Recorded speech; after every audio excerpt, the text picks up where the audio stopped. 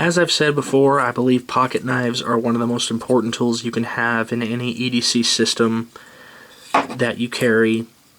I think that if you had no other items, you could only carry one item, it should be a pocket knife, because of how versatile a pocket knife can be. I just think it's the most important aspect of any EDC carry system. There are so many things you can do with a pocket knife, whether it be opening packages, cutting things, even, you know, prying tasks, which aren't recommended, but if you had to use them for that, you could. Just, there's such a variety of things you can do with just a folding knife or a pocket knife. This is a review of the Benchmade 551 Griptillian, which I picked up not too long ago, and I've been carrying it as a replacement for my Endura 4. And the reason for that is because the Endura 4 comes with a backlock on it, and I just, over time, as I carried it, the backlock just was stiff, and I thought, okay, maybe it's just a break-in thing, but it stayed that way. It was just so stiff, and you had to push down so hard on it to close it. It made it really impractical, in my opinion, for one-handed use. I prefer a folding knife that you can use one-handed if you have to, especially if you're in a car wreck or something, you can't move an arm or whatever, and you have to cut through a seatbelt or whatever, and you need a one-handed operation. That's my preference. But in the case of the Endura 4, it was a fantastic knife, don't get me wrong. The Endura 4 is a fantastic knife. It's a fantastic design, in my opinion. It's just not one-hand friendly. And you had some people who, you know, would close it by pushing the backlock and then flinging it closed, and the blade would come down like this, and they would stop it with their finger right here, because on the Endura 4 there's a choil, and they would stop it right there with the choil. The problem with that is if you're one day not paying attention, and you're not purposely careful about it, and you have your finger up too high, and you fling it closed like that, it's going to cut a good amount of your finger because it's razor sharp. And so yeah, I mean, those were the issues I had with the Endura 4. Also, the blue color I had, if you watch my previous, my February 2016 EDC video, I had it in this really, like, bright blue color, and I just didn't like that in the pocket. It stuck out a lot. It was just very obvious that I had a knife on me because it was this bright blue, kind of like, look at me, kind of knife, which I'm not ashamed to carry a knife, but it does make certain people uneasy in any state you go to. It doesn't matter how friendly your state is. In my state, we're very friendly to pocket knives and to even really fixed blade knives being carried, but there are people who just are uncomfortable with any kind of knife whatsoever. So I try not to bring a lot of attention to it.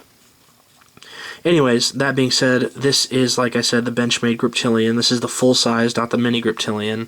There is a mini Griptillian version, which I believe has like a 2 1/2 inch blade or something like that. This has a 3 1/4 inch blade, and the axis lock system, which I am a huge fan of this axis lock system. I didn't think I would be. I didn't think I'd like it all that much. I didn't think it was going to be as strong as it is, but it's just as strong as any of the Spyderco lockup systems. And I've always been a Spyderco person. I love Spyderco knives. I love the Spidey holes they had. I thought it just made for 10 times easier than any thumb studs, because thumb studs especially tend to be very hard to flick open, and are not nearly as fast as Spyderco Spidey holes are. But this is not the case with the Benchmade Griptillian. This thing is just as fast as any Spyderco, in my opinion. You can deploy it just as fast. If you just press down on this axis lock, you're probably not going to see it on camera, but I'm going to flick it. I'm not very good at it yet. You can see I'm still warming up to the knife, but it flicks open like that, and it flicks open just as fast, and you can also flick it closed with this. Again, I'm not that great with it. Let me try to flip it open again. There we go. Yeah, this is the noob way of flicking it, but trust me, it does flick open and lock open just as fast. The key is to let go of the lock. I'm still getting used to that. But it's just as fast, like I said, as the Spyderco Endura 4 or any other Spyderco with the Spidey hole on it. And the same thing goes for closing it. You can hold this down and then flick it down, and it will close down. Again, I'm not going to try it. I've already embarrassed myself enough. But that's why I like the speed of the knife. I also like the material. It's 154 cm blade. And 154 cm is a great steel, in my opinion. The CM stands for crucible metal. It's very corrosion resistant, very rust resistant, maintains a fantastic edge. This thing is razor sharp. Like, I would venture to say it's sharper than the Spyderco knives. Razor sharp. It maintains an edge very well, so you're not going to have that issue of, oh, it's dull after only a few cutting tasks. It maintains its edge very well, and it's very easy to sharpen. So in my opinion, it's one of the best steels out there because you get pretty much the best of all worlds. It's very easy to sharpen, unlike S30V or even VG10 in my opinion. That's the other issue I had with the Endura 4 was it was VG10 steel, and I feel like VG10 steel is very high maintenance steel. It's very hard to maintain. It's very unforgiving, whereas steels like 154CM are very easy to maintain. They're not as unforgiving, and they're not hard to sharpen. S30V is also a really hard steel to sharpen, which is also something Spyderco likes to use. And while I love Spyderco still, I'm not as much of a fan of Spyderco as I now am of Benchmade. Benchmade has made a believer out of me. One thing I will say about the knife is that this whole black handle here, which I believe is fiberglass reinforced nylon, don't quote me on that, I believe that's what it is, but it feels, when you first get out of the box, you don't expect it to feel the way it feels. It feels very plasticky and cheap, but it's not at all. Once you get used to it, you realize it's not at all. It's really not an issue at all. But before, compared to handling, things like Spydercos and stuff that are much different materials for the most part, this feels very plasticky and cheap, especially down here. It feels very plasticky and cheap kind of, but once you get used to it, it's not that way at all. This here is very grippy. I love this grip on it. It's not overly aggressive, but it's not too under aggressive either. I think it's just right. The lanyard hole on it is nice. It is very, you can fit cord through it. You can fit pretty much whatever cord you want through it, but it's not overly huge either. And for me, some people aren't as big about it, but for me, cosmetics are a very important thing to me when it comes to pocket knives. I know that may seem elitist or whatever, but it's just my opinion. Pocket knives are, I like having an aesthetically pleasing looking pocket knife as opposed to a big bulky pocket knife. And that's one thing I don't like about Spydercos. I tend to stick to Spydercos that have thinner blades like this, like the Endura, like the Delica, things like that. I don't like the fat leaf design on Spyderco blades. It's just aesthetically ugly to me. This knife is in my opinion, is a beautiful knife. Aesthetically, it's a very, very gorgeous knife, but it's also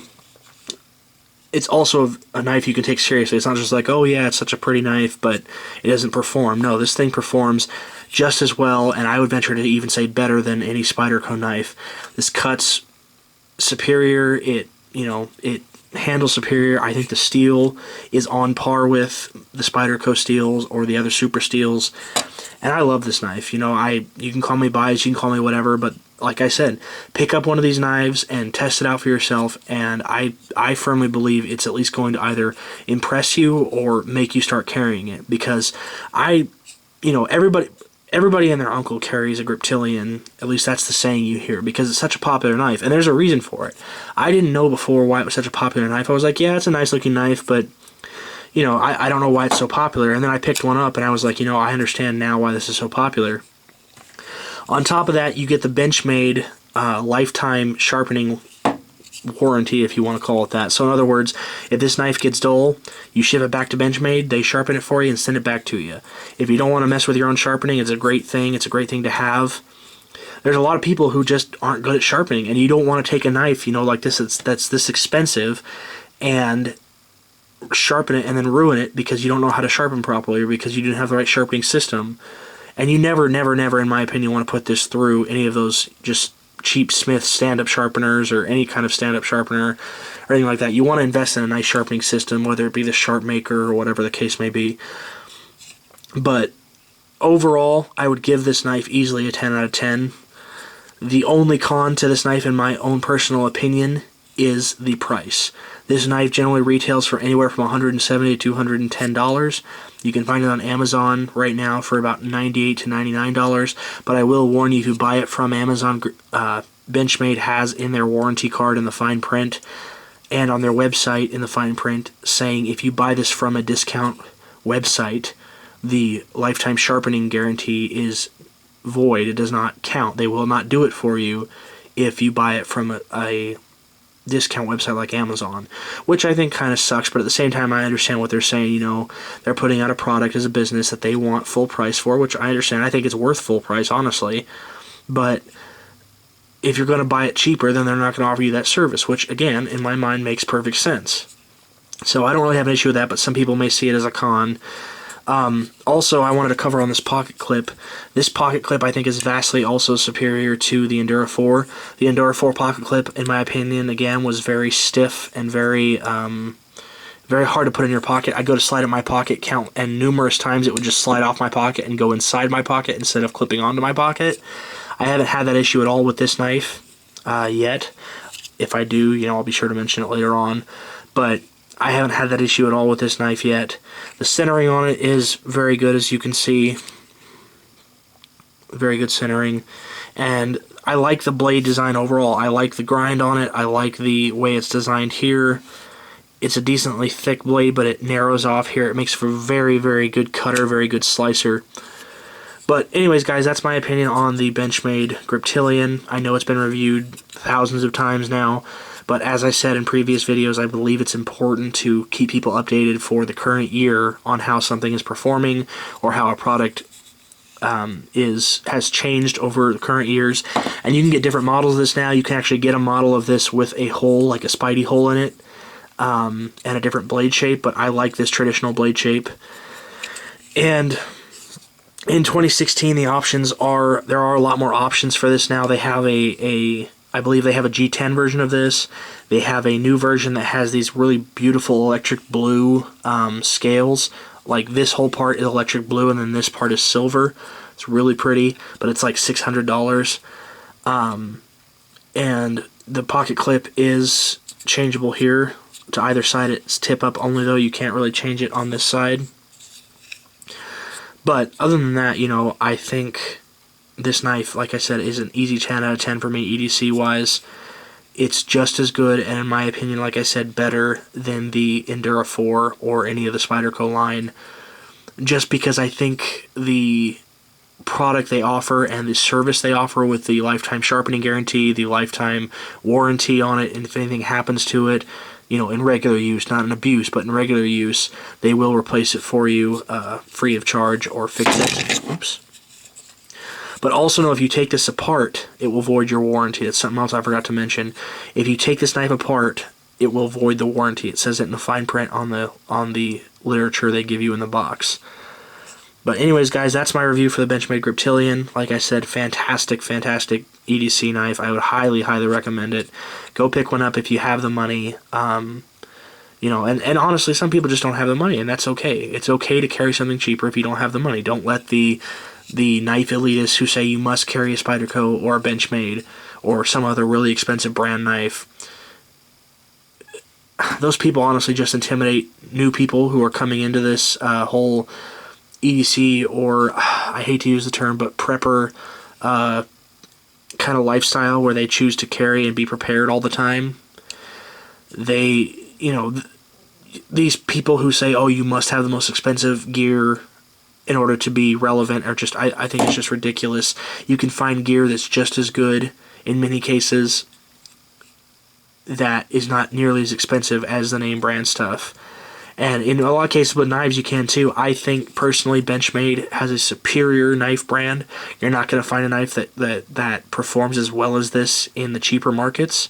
But you will find something that comes close. There are plenty of manufacturers who make cheaper knockoff knives or whatever that are quality knives. And Chinese-made knives are getting more and more quality as they make them. Again, I go back to the Rat 1. The Rat 1 is made in Taiwan, but it's a fantastic knife for the price. $30, fantastic knife for the price. This knife, like I said, I believe is kind of the king of knives, up there with Spydercos and things like that. But I even think, like I said, this outperforms Spydercos as far as cutting goes and whatnot. And I'm sure I'm going to get tons of Spyderco apologists who are going to say, no, this can never compare to a Spyderco. But again, it's my opinion, my channel, and if you don't agree, you don't have to watch. You don't have to agree. That's the great thing about this country, is you don't have to agree with me, but we can have a discussion about it. But anyways, so that's the Griptillian, guys. I really would encourage you to pick it up if you have the funds. Give it a try. I think you'll have a really great experience with it. And yeah, so anyways, thanks for watching, guys, and I'll see you next time.